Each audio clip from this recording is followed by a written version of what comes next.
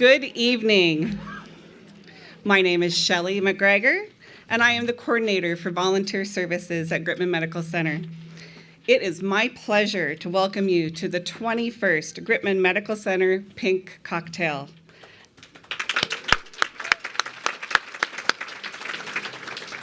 I am lucky enough to be your MC for the evening. So our staff at Gritman Medical Center and the Gritman Foundation are excited to have you here today as we celebrate stories of healing and survival.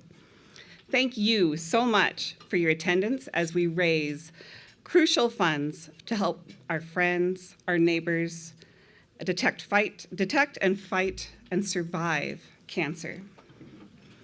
We are fortunate to have oncology, infusion, and women's imaging services here on the Palouse, so patients don't have to travel to get their care. You will hear from two women today who were able to get much of their care locally thanks to those services. Keeping care close to home is what this event is all about. Cancer is a tough subject to talk about. So I'd like to thank today's speakers for their bravery in sharing their stories with us. I'd also like to thank all cancer survivors and allies for their support as we work to care for our friends and neighbors as they go through this.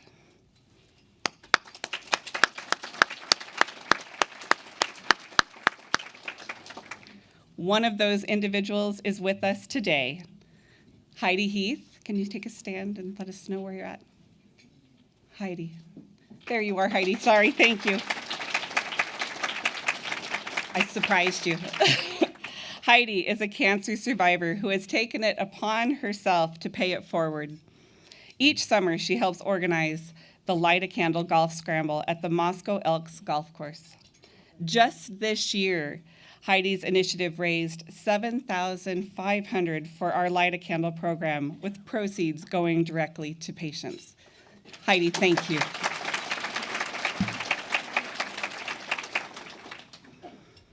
We would also like to thank her partners, the Moscow Elks Lodge, for their unwavering support of these vital programs. Thank you. That support is what this event is all about. Today, we hope to raise $75,000 towards cancer care services in our region. With your help, I know we can reach that goal. In fact, through your registrations and donations from some of our friends who could not be with us today, we have already raised $16,000.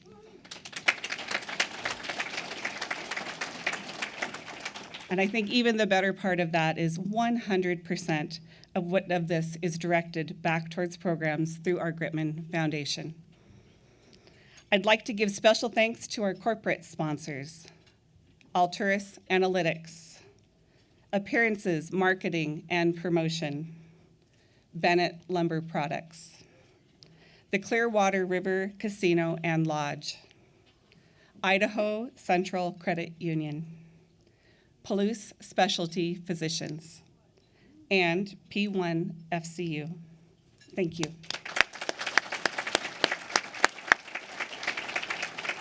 Thank you for supporting us towards our fundraising goal. We are so thankful also for our in-kind corporate sponsors, Moscow Pullman Daily News and the Inland Northwest Broadcasting, for helping us get the word out about this event in our community.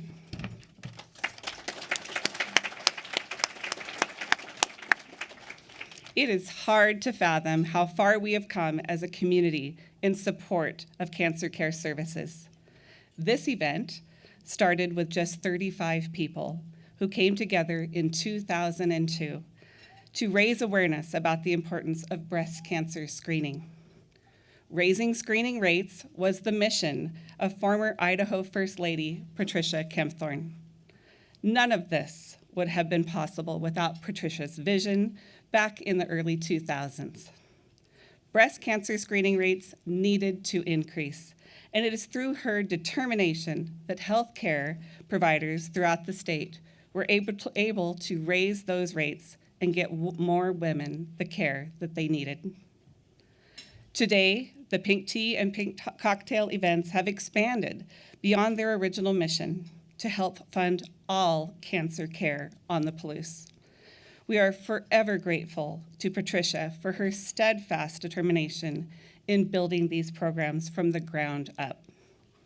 Patricia could not be here with us today, but she sends her regards by video.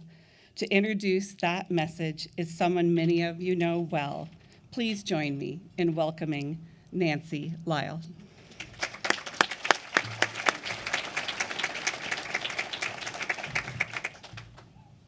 Thank you, Shirley. You're welcome, honey.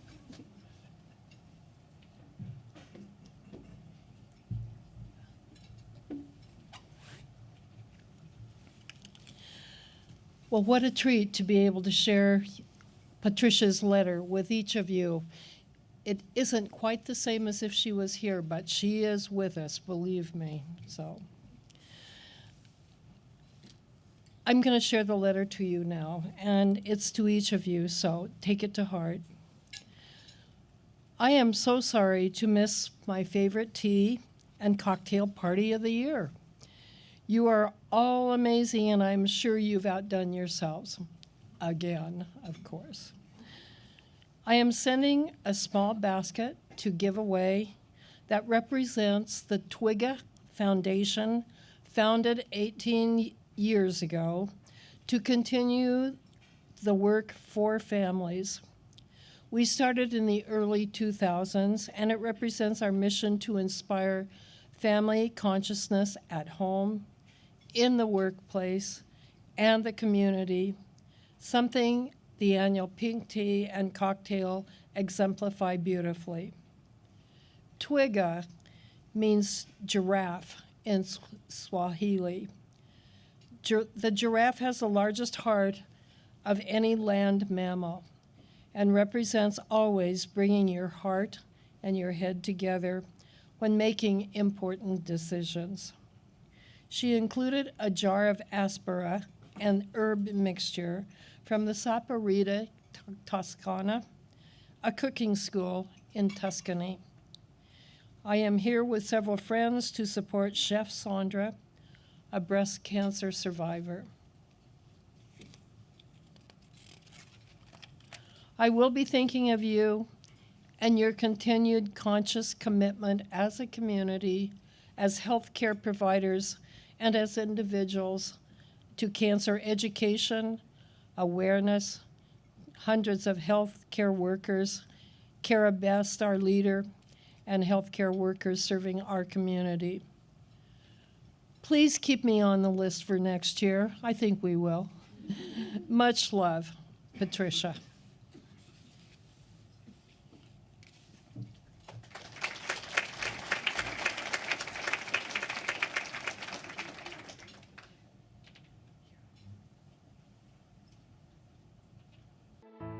When I had the opportunity to become First Lady, actually Jackie Batt had started doing some work with breast cancer, and it was very much a part of what was in the conversation at that time. So they had started some luncheons and things like that, and part of it was continuing some of the work she had started. And then when we started developing it and we started calling around, I know we did at least 7 the first year, and we would go drive around the state and put together a pink tea, and they all looked a little bit different, but it was really about the community coming together, recognizing both prevention mammographies and the importance of that. That's where it started. We came up here, I remember, there was about 35 people. It was Gritman, it was the American Cancer Society, and we started talking about what we wanted to do, and we just sort of planned it. It was a wonderful community thing, and it was great fun. And then it grew, and it grew, and it grew. When we left office, the ones that kept calling back, or the only one that kept calling back, was Gritman. And they kept inviting me back. And here I am, 20 years later, and it's very special for me, partly because I went to the University of Idaho. My husband and I both graduated from here.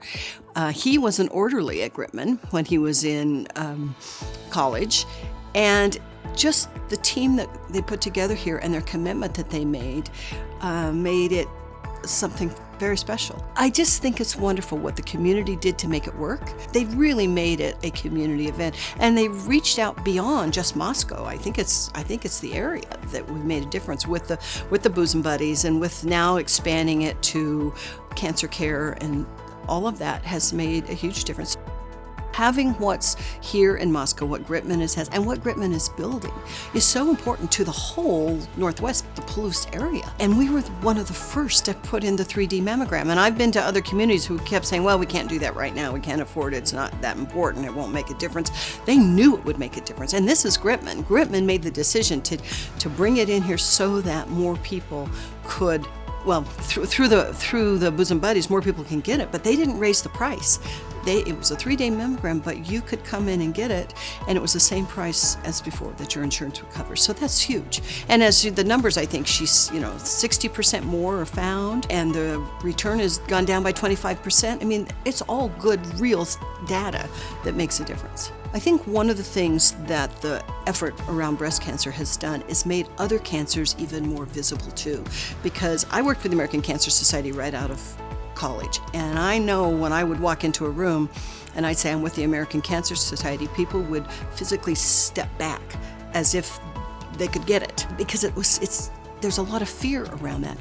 What the effort around breast cancer prevention has done, again, is really open up the idea about cancer and understanding it and getting the help we need as soon as we can. Because we do talk about it, and we talk about when it's good and when it works and the treatment, but we talk about how we can be in it together and help each other. Get your mammogram. There's stuff out there, well, you don't need them anymore. I say get your mammogram, keep going. In fact, I asked when I went for mine today, how long do I have to keep doing this? She said, forever. Okay, because forever means good. That's forever. But it's also, once they do that, especially with the 3D, they can tell what is the next step. Should we do more? Yes, do whatever you can. Find out the information. And we have advanced so far. There's a huge percentage of breast cancer that can be stopped if we get it early enough. And we need to do everything we can in the beginning as early as we can.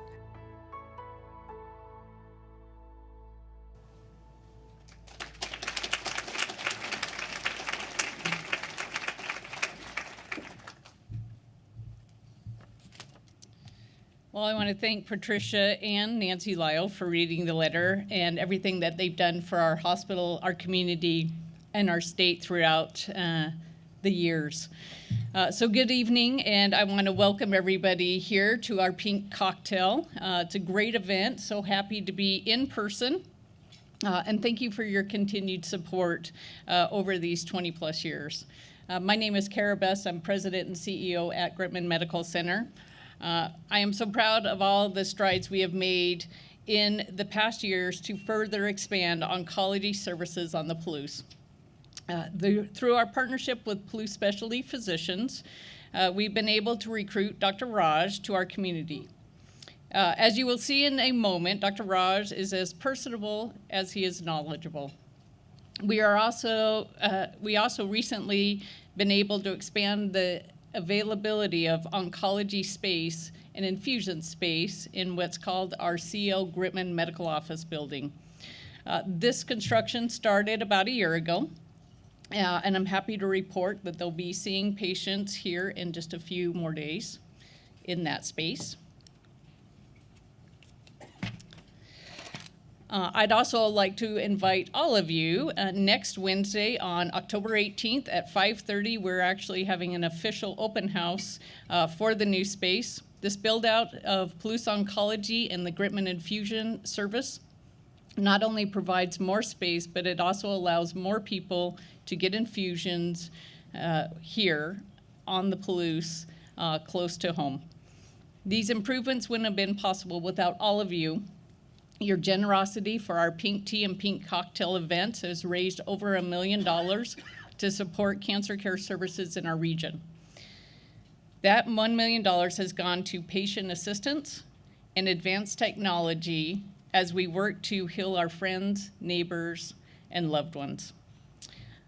Earlier this morning at our Pink Tea, we recognized some of our local volleyball players. These high school volleyball players across Latah County play a Spike for a Cure game where money is raised to support the Gritman Foundation program.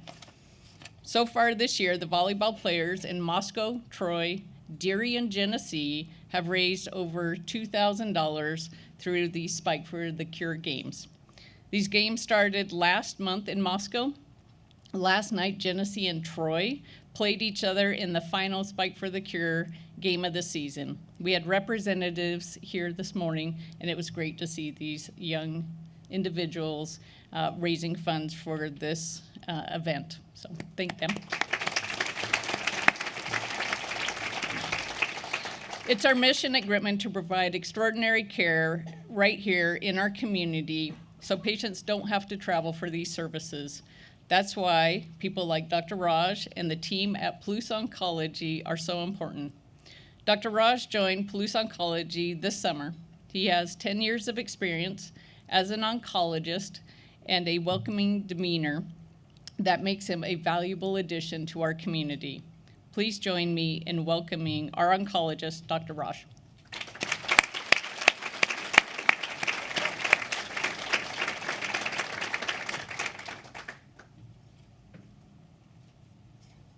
You're going to jump up there again. Yes. There you go. Awesome. Thank you. Thank you. That was really a wonderful introduction by Kara. As I don't think I'm actually deserving of all the compliments that she's given me, but it's really a privilege and an honor to be here. One of the things that's always driven me in cancer, and one of the questions that's always been asked of me in cancer is why oncology, or in my medical career is why oncology. I've never been able to actually answer that question with a definitive answer, but over the years of having interacted with patients, having taken care of so many people, having interacted with families and my staff and loved ones, and having been there for people that have been so knowledgeable, and yet people that are affected by this disease are so humbled, and what they give you back in return is par none. So taking care is not only a privilege, but an honor. And so I feel like I've been blessed with a certain set of skills by the divine, and it's really a privilege and an honor to be able to do what I do every day. So thank you. I feel honored to be here today to address you guys, but I would like to really start off by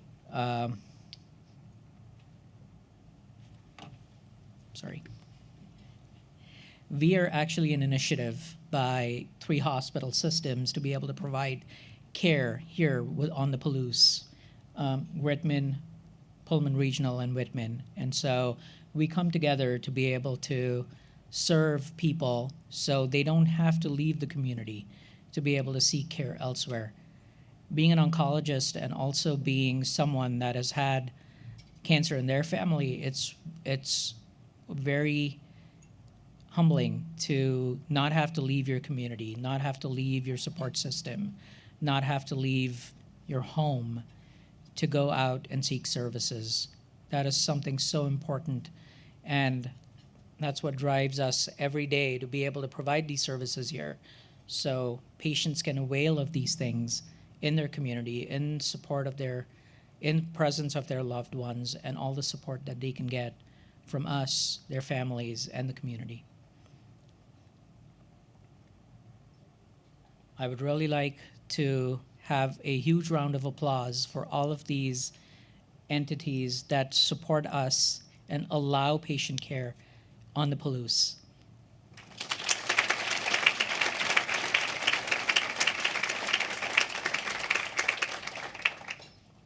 What drives me every day is not just my gift to be able to, or the gift that I've been given to be able to take care of people, but my team that so diligently and so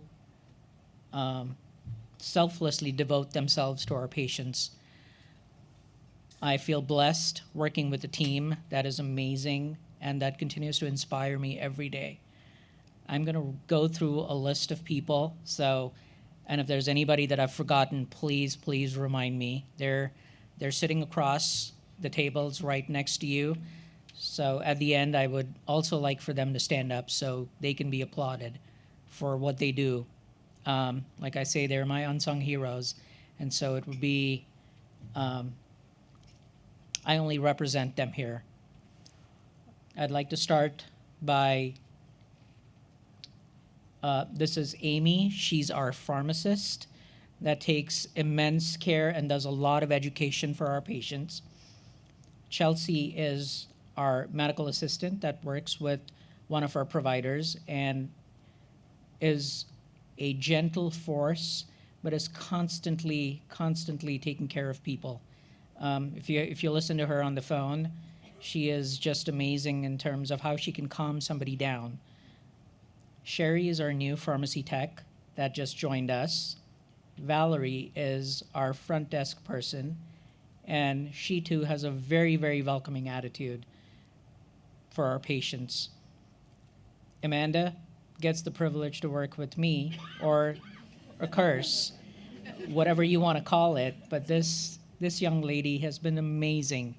She makes sure that everything is taken care of and she also understands the days that I'm crabby, to make sure that, things get done in a timely fashion for our people. John, Dawn, Patricia are our infusion nurses, and they're an amazing team. If you ever meet them, they would melt your heart. And that's not just something that's in quotes said by a lot of our patients. Jenny and Kaylee are the two pillars of my team. Jenny is my infusion manager, and Kaylee is my office manager. And without my partners in crime, I don't think I would be able to actually head or even lead this program and try and drive it to a place where we can provide better care to our community and start to make the strides that we're looking to make.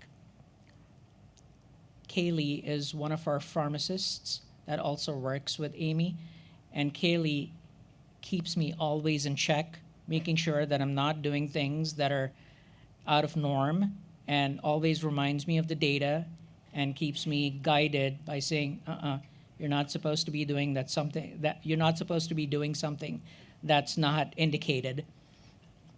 Lisa is one of my nurses. She works very closely with me.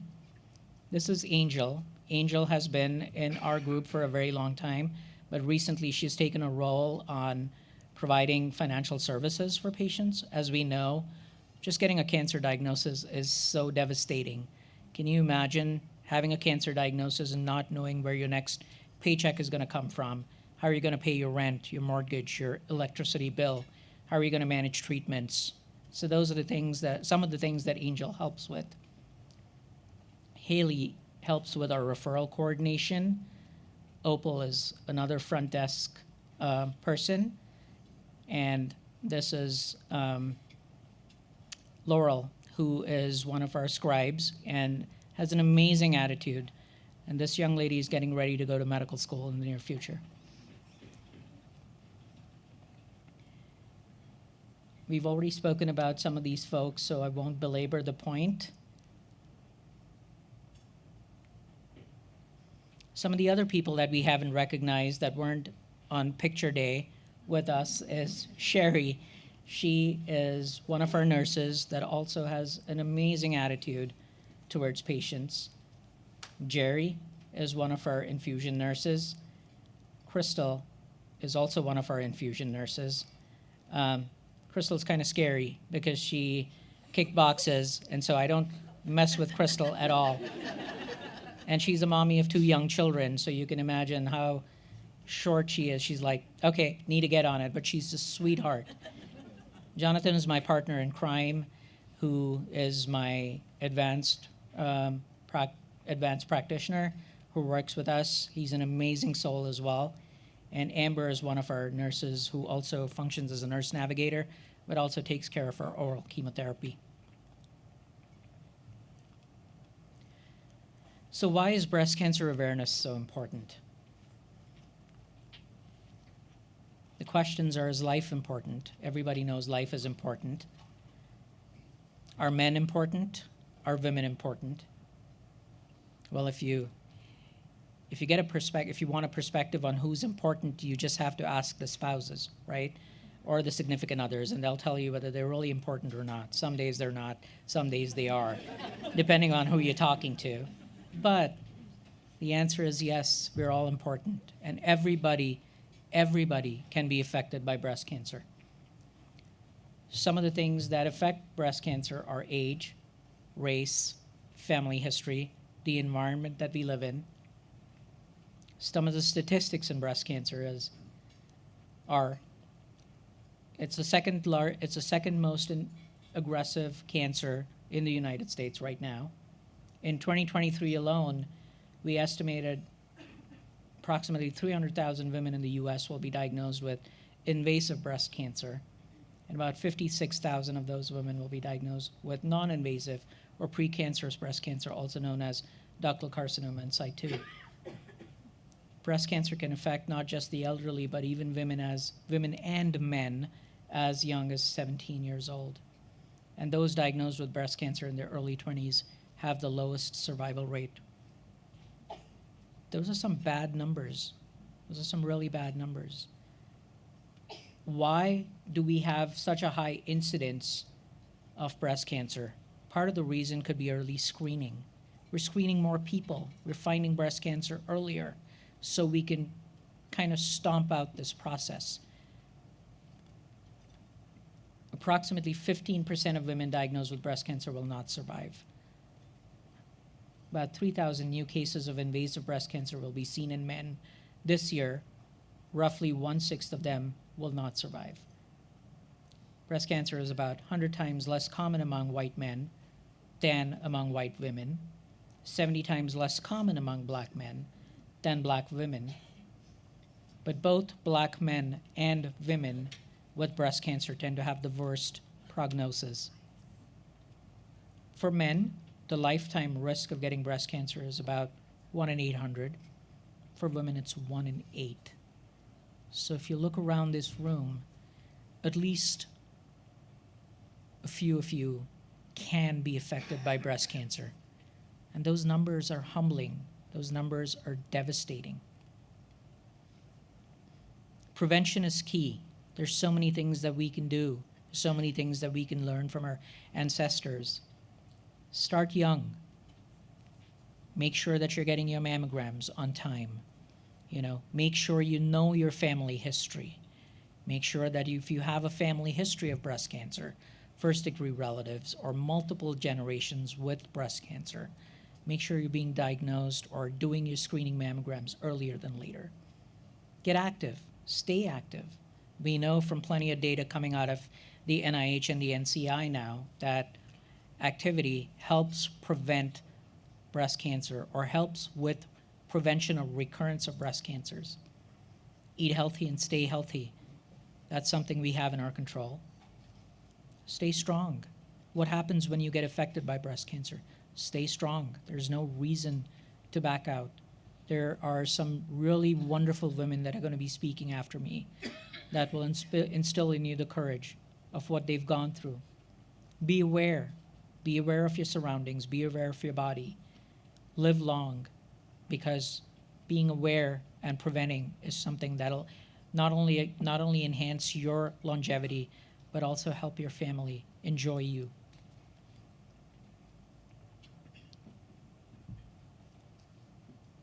Breast cancer self-exams are important.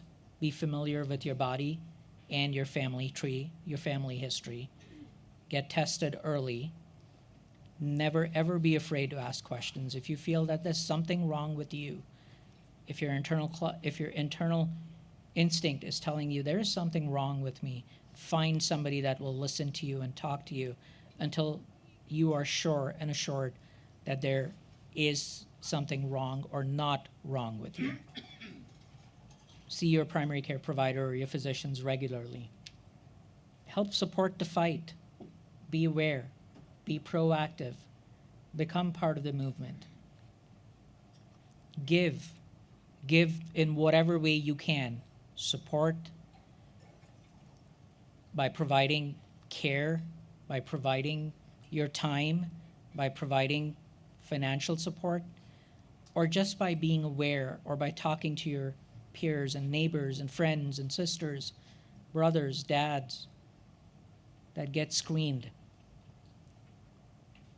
and try and fight towards being cancer-free. I'd like to thank you for your attention, and thank you so much for the honor of presenting here today.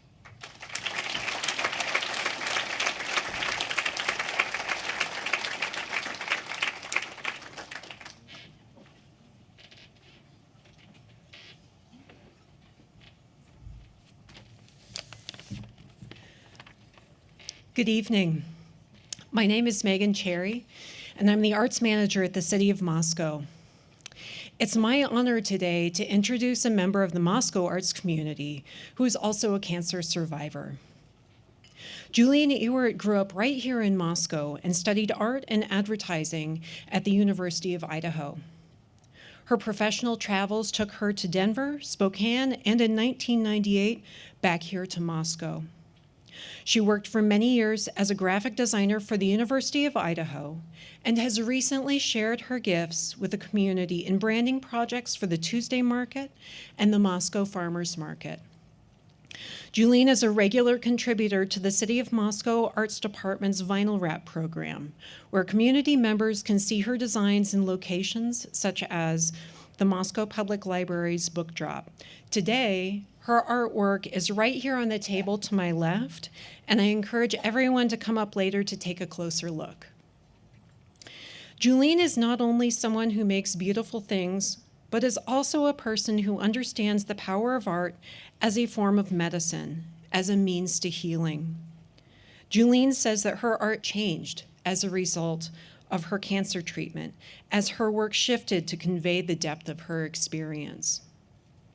The authenticity of this work and its profound impact on her well-being prompted Julene to share with others. She now offers one-on-one art-making workshops for people experiencing cancer treatment. She also teaches teen and young adult students as part of a project for Work of Art, a Boise-based program that introduces people with disabilities to workforce training in graphic design. Not only did she have the vision to incorporate art into her own healing process, but she also shares art making with others to help them recreate themselves, to find new pathways and identities while navigating times of fear and difficulty.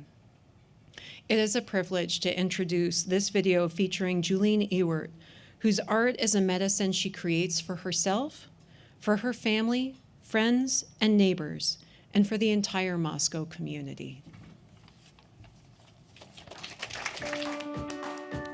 Hi, my name is Julene Ewert. I live in Moscow, Idaho. I am a graphic designer and an artist. And most days art is healing. Some days I want to be hands-on and creating with paint and paper and canvas, and then there's some days I just want to be on the computer and be more, straightforward with that kind of stuff. In November, I had my annual mammogram, and they said everything was great. And then a few weeks later, I was on the couch kind of itching my armpit and felt a lump. I went back to get a biopsy at Gritman, and it came back positive for cancer.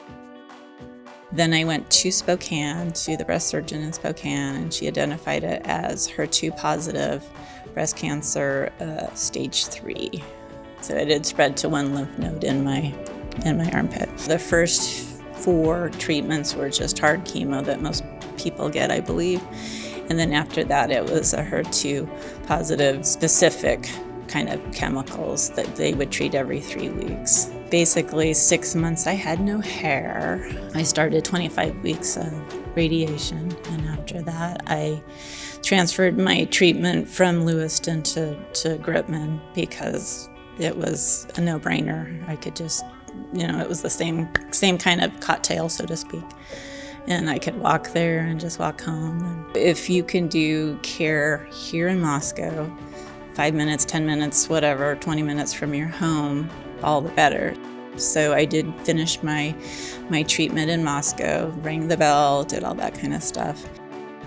I chose not to be private about this journey because it does take a village to get through this. My husband was there every step of the way to drive me to all my treatments, all my surgeries. My son stepped into the role of, after my surgery, he helped drain the tubes, and he was amazing with that. He drove me to every single radiation trip in Lewiston, which was 25 times. And my parents, of course, have been through every step of it with me. I feel like there's been some trauma to the body as well as the head, and that creating art would help heal, or at least, make a happier day.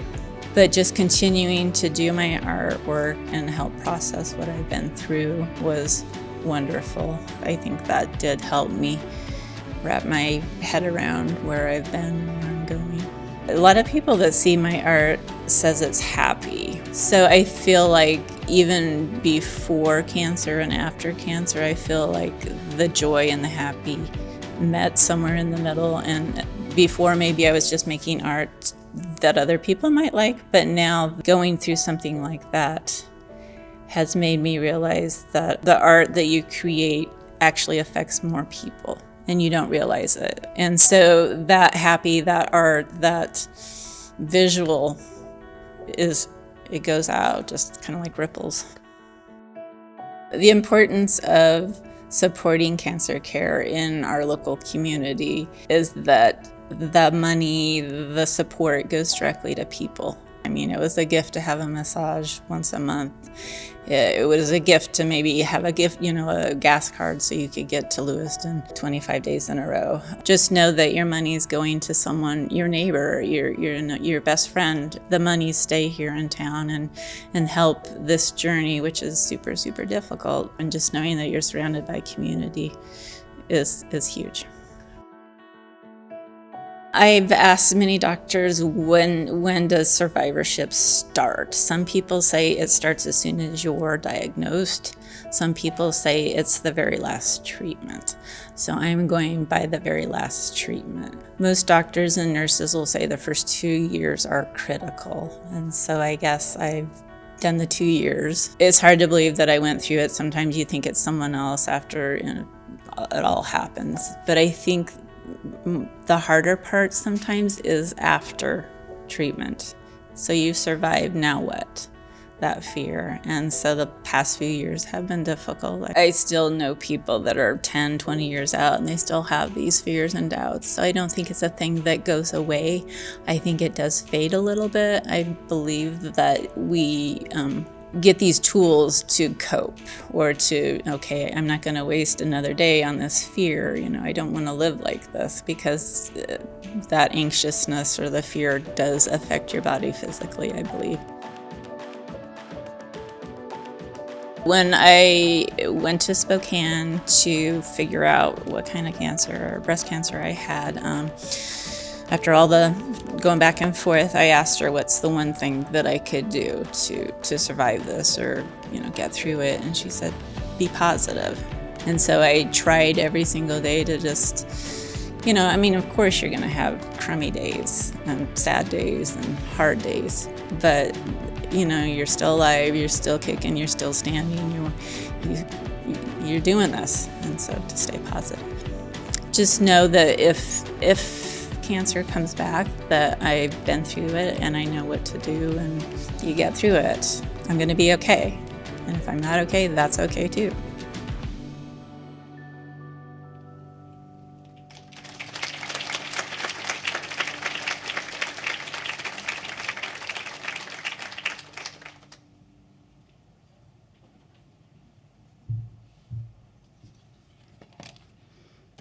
We so appreciate Julene taking the time to share her journey and experience with us today.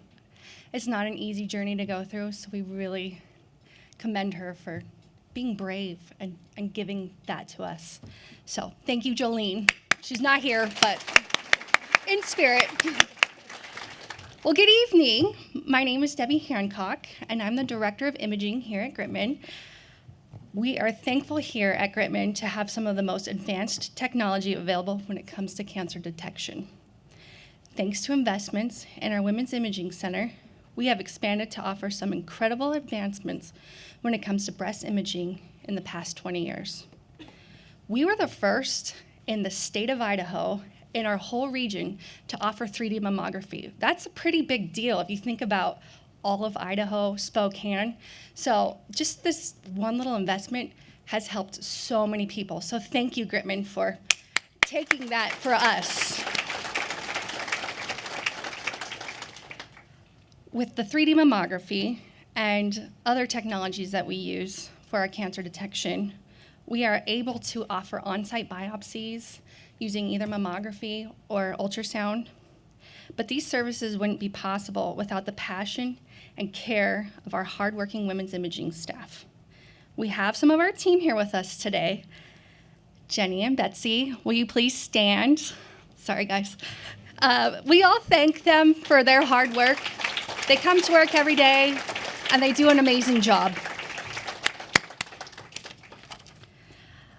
A lot of what we do in serving our patients and community is the result of intricate reading of our exams by our radiologist group.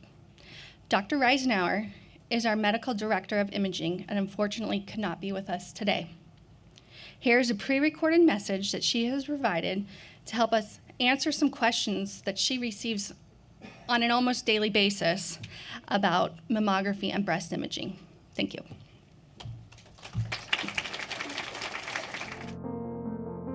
Hello, everybody. I'm Dr. Reisenauer. I'm Medical Director of Imaging for Gritman Medical Center. And while I'm usually there with you for this event, I'm going to have to share this only by video this time because I'm welcoming my first grandbaby. But what I wanted to talk to you about is I usually get a fair number of questions and recurring questions. And so I want to just address some of those questions with you today and answer them best I can.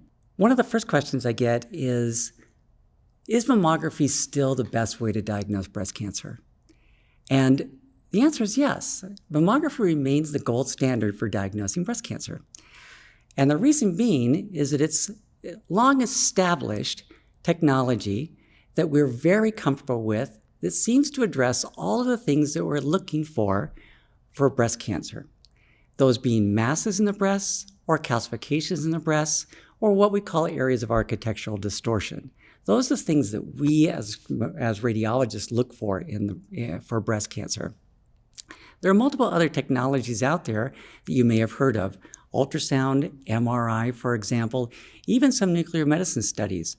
But those aren't quite as good as mammography because they don't see all of those things like mammography can.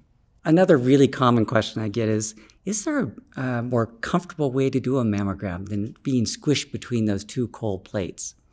Well, I can say that technology has improved over the years so that we don't need to apply quite as much pressure as we did before, but you can think of a mammogram as a picture of the breast. And just like when you take a picture with your camera, if the subject is moving, it's blurry. And so what the plates do is it holds you still, so the picture is still so we can see the sharpest possible image of the breast. So that's why we do that. Another question I get is, why do I get called back after having my mammogram? Or how often do people get called back? Well, callbacks are a part of mammography. For good or for ill, it's just a part of all mammography. Callbacks are when we see something on mammography that we just want to investigate further. The mammogram itself doesn't answer all the questions. And so we'd like you to come back so we can get additional information. Now that could be done by repeating the mammogram, like for example, maybe doing a magnification view of the breast by mammography. Or we may opt to do another procedure, like I talked about earlier, either an ultrasound or an MRI, to look at the breast in a different way that would help complement what we see on mammography and help us to decide if what exactly that little area we're looking at truly is. So that's why we call you back. So the number of times we call a patient back, we like to keep our total callback rates below 10%. And here at Gritman, our callback rate is 6.8%. So I know that when it happens to you, it's 100%. And it's very scary. I've been called back myself. I totally understand. But what I want you to know is that if you do get called back, it's because we're just trying to be as thorough as we can possibly be. And honestly, because I'm a mother hen, most of the time they turn out to be nothing to be worried about, but I just want to be sure. Another question I frequently get is, well, how often should I get my mammogram? Well, that's a good question because there's a lot of almost conflicting information out there now from various very reputable sources. But I can tell you that the American College of Radiology and the American College of Obstetrics and Gynecology still recommend that you receive your mammogram every year. So they recommend that you start getting your mammogram at the age of 40 and then every year thereafter, all right? There are certain exceptions to that.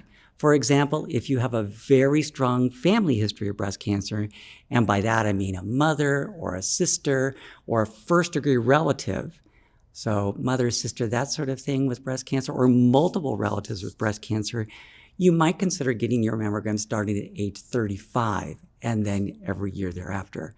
But typically, it's at the age of 40 and then annually. I recommend that women get it done at the time of their birthday or right around their birthday. That way you remind yourself, I'm another year older. I need to do this for myself. Think of it as a birthday present for yourself. And I feel so much better after I've had mine. I just know that I'm safe for another year.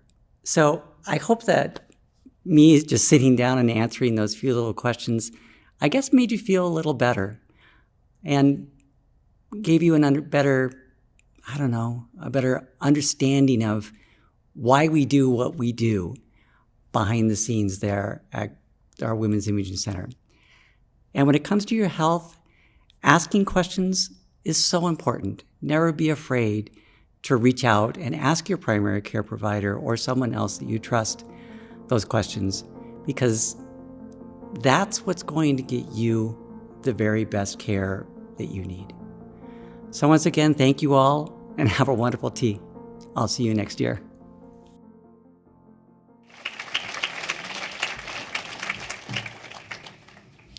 So again, we'd like to thank Dr. Reisenauer for all she does for us at Gritman. One more round of applause.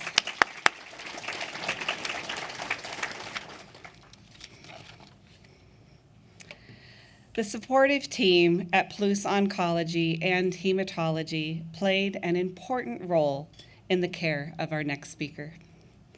Stephanie Bush was diagnosed just last year with stage 2 hormone-positive breast cancer.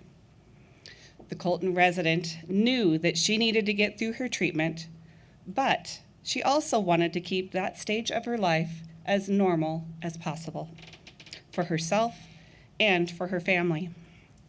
As you will hear today, Stephanie worked with Dr. Rai and others at Palouse Oncology in Moscow to not only successfully treat her cancer, but to keep her hair during the long, difficult journey of chemotherapy. Stephanie speaks today as someone in remission from cancer.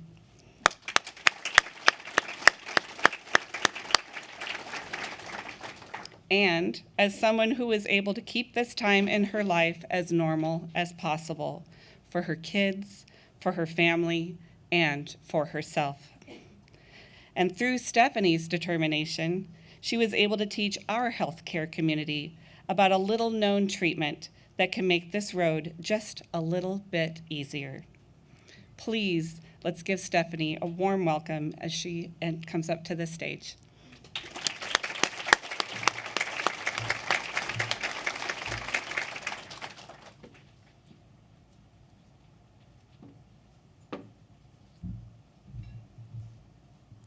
Thank you.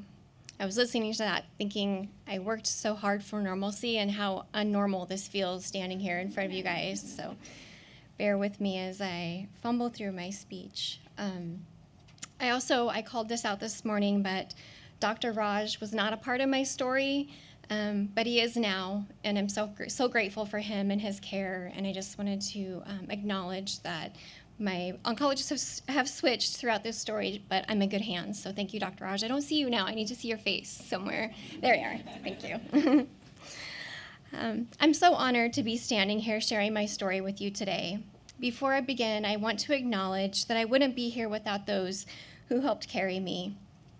My husband, parents, family, friends, and colleagues all felt helpless and scared, but they remained brave, encouraging, and supportive when I couldn't be. In March of 2022, at the age of 43, I was diagnosed with stage 2 hormone-positive breast cancer. Like anyone in my situation, this was complete devastation. I had suddenly lost control of everything. Hello, my name is Stephanie, and I'm controlling. My life was no longer mine. My body had become a battlefield. Doctors, appointments, tests, scans, and waiting for answers was polarizing. I was somehow floating through it all despite the crushing weight of my diagnosis. In addition to control issues, I'm also a self-proclaimed internet detective. Give me a subject and let me do my thing. To help settle the noise in my brain, I would often turn to my bestie Google for advice. Although I was officially diagnosed in March, my treatment plan was not finalized until July. That gave me 4 months to worry, wait, read, and research. Once I knew chemo was on the table, I had to learn everything. My first question into Google was, can I save my hair with chemotherapy? And I got a hit. Cold capping. Why had I never heard of this? Oh yes, my pictures. There I am.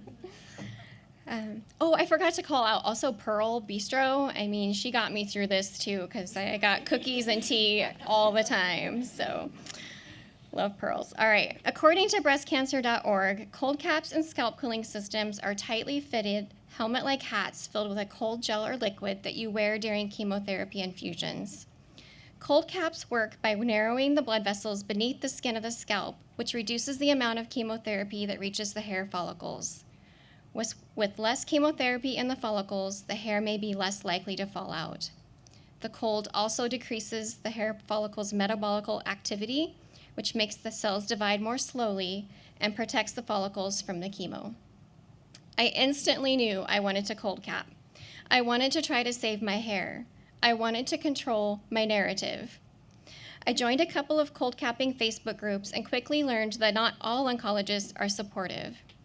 I gathered as much information as I could and brought it to my next oncology appointment. I was super nervous, but I felt educated and ready to advocate for myself. Dr. Rai was not only supportive, she made an accommodation to allow my husband to accompany me into the infusion center to be my capper. During this time, they were not allowing anyone, except for the patient, into the infusion center. She said she did not have any direct experience with cold capping, but she was also curious and would support my journey. This felt like a huge victory, a slice of control. The next step was to pick a cold cap system. Once inside these amazing Facebook groups, I learned more from them than Google. I was no longer alone. These were real women, just like me, with actual hairs still on their heads. I read countless reviews of systems they were using, scoured pictures, and finally landed on a system called Penguin Cold Caps. It was said to have the best results for the type of chemo I was up against. It would require a $190 deposit, a $450 monthly rental fee, in addition to purchasing dry ice. I told my husband, I'm going to have really expensive hair. And he replied with a hug and said, whatever you need. He understood. It's more than hair. On my first day of chemo, we arrived with a giant cooler filled with dry ice and caps. We looked like we were going to be staying a week. Since we were allowed an additional person, we were set up in a corner with a little distance from others, but it didn't matter. We were noisy and caused a scene every single time. We looked ridiculous. I looked ridiculous. My husband was amazing. In a time where he felt helpless, he had a job. He was dedicated and meticulous despite my constant questioning of his technique. Control issues, again, coming out.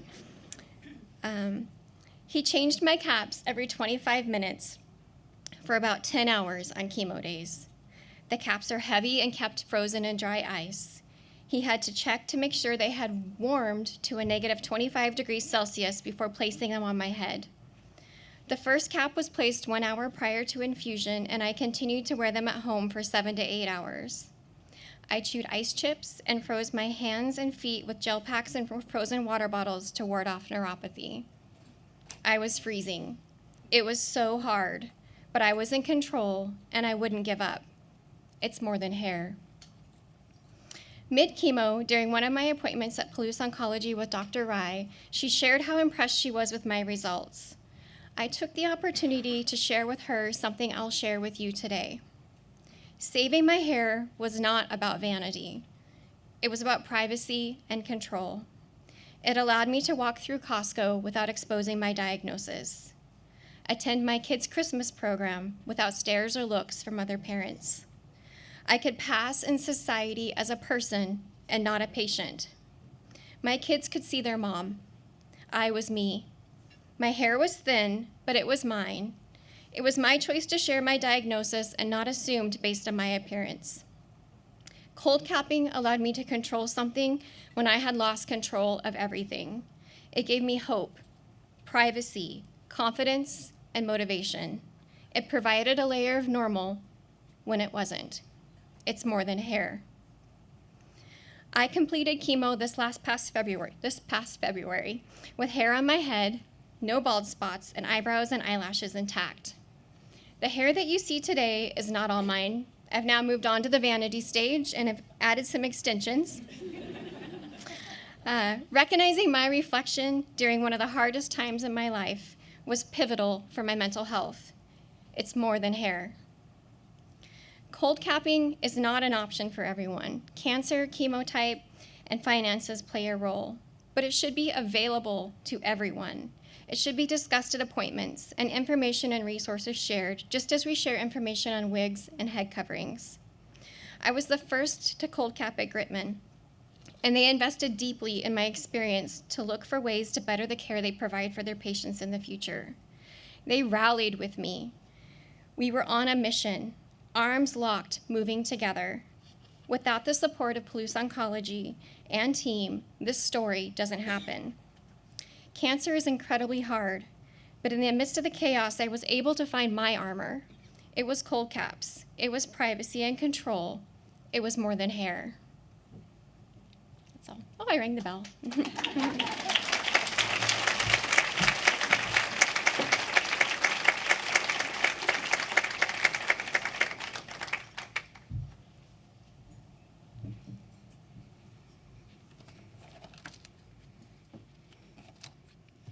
That was a powerful story. Thank you, Stephanie, for that.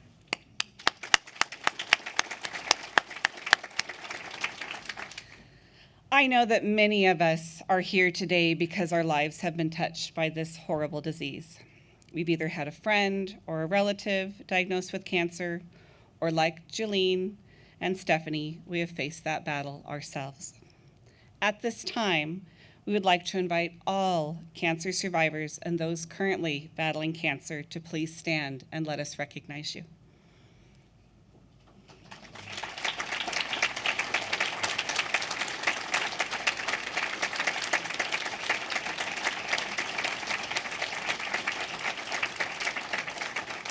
This is a club nobody wants to join, but please know that you have the support of each and every one of us in this room. Each one of us shows our support in different ways and with the tools we have at our disposal. Our next speaker is a remarkable young man who has taken it upon himself to use his unique skills with people and on the football field to raise money to help families battling cancer in our community.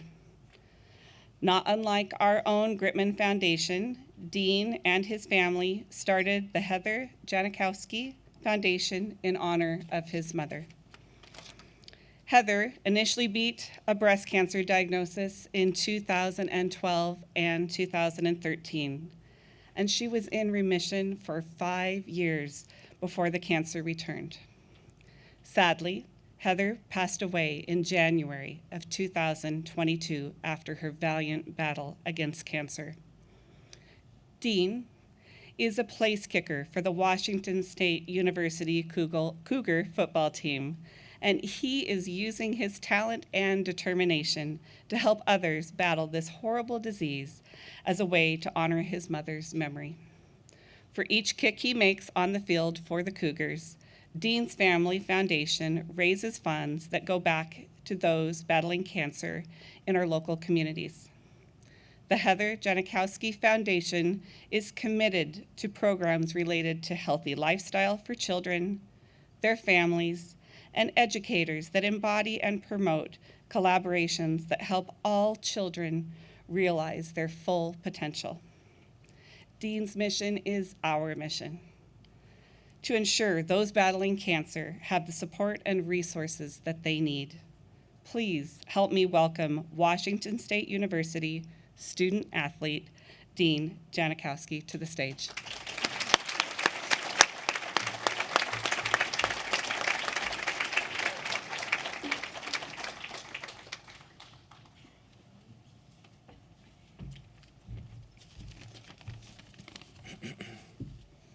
Thank you very much. I'm deeply honored to stand here before you tonight. We all know that cancer is a formidable adversary, and it is a challenge I had to confront at a tender age. I was just 12 years old when my world was shaken by my mother's diagnosis of stage 4 breast cancer, with a prognosis of only months to live. At that age, I was admittedly arrogant and a naive 12-year-old who couldn't fathom the true nature of cancer. All I saw was that after breaking the news about Mom's illness, my parents surprised us with a trip to Disneyland. So in my youthful innocence, I couldn't help but think, cancer can't be that bad. We just went to Disneyland after all. I couldn't have been more mistaken.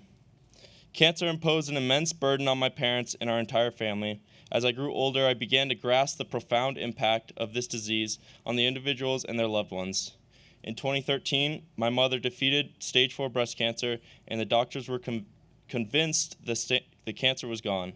However, in 2018, after suffering severe headaches, we received the devastating news that the cancer metastasized to other parts of her body, including her brain. Through radiation treatment and immunotherapy, she once again battled cancer into remission in 2019. But in 2020, it reappeared in her lungs and her brain. She endured more treatments, and after enduring countless ups and downs, she passed away on January 19th, 2022. My mother was a remarkable soul, an outgoing and beautiful woman who wore many hats: teacher, athletic trainer, professional cyclist, and more. She had an unshakable commitment to serving her community and helping her friends who too battled cancer. It's this spirit that inspired my family to establish the Heather Janikowski Foundation in 2022.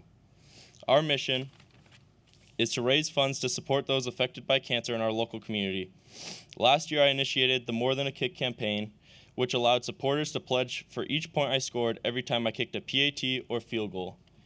By the end of the season, we had raised over $15,000, and I had the privilege of donating all that money to Molly Rice, who was courageously battling stage 4 brain cancer. Molly was an art teacher in Colfax, and she benefited immensely from the support, which helped alleviate her financial burdens. I vividly recall the overwhelming love and support my family received during my mother's most trying times. I remember how much that meant to her. Foundations like the Gritman Foundation play a crucial role in supporting those in the fight against cancer.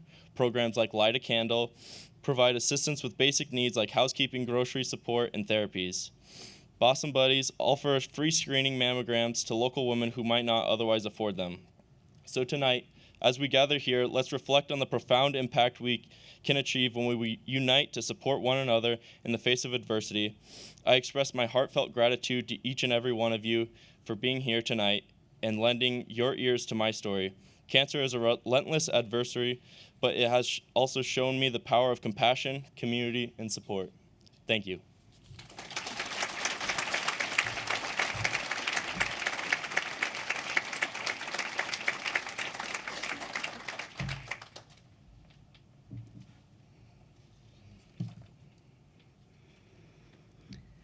Events like today show us just how difficult a cancer diagnosis can be.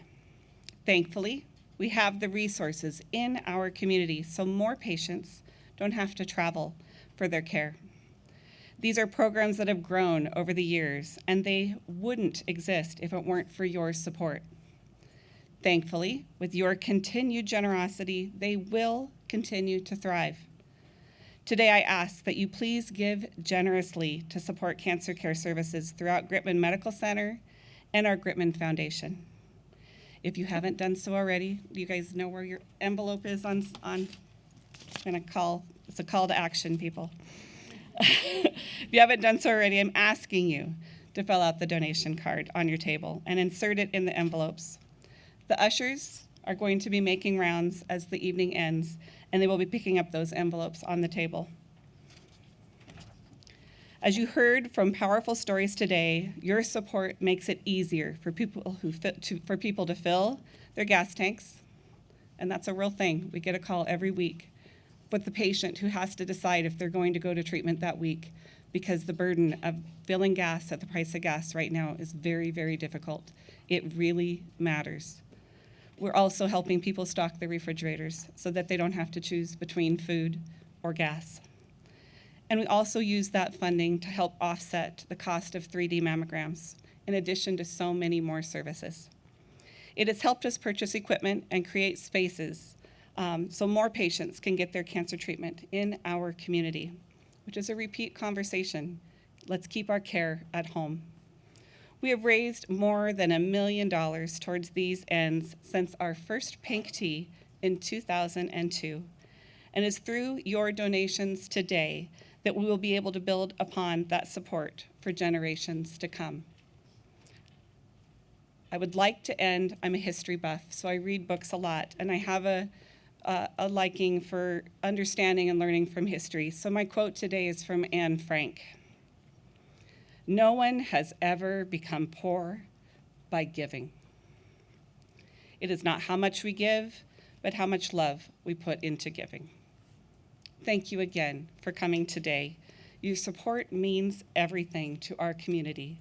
We look forward to seeing you guys next year.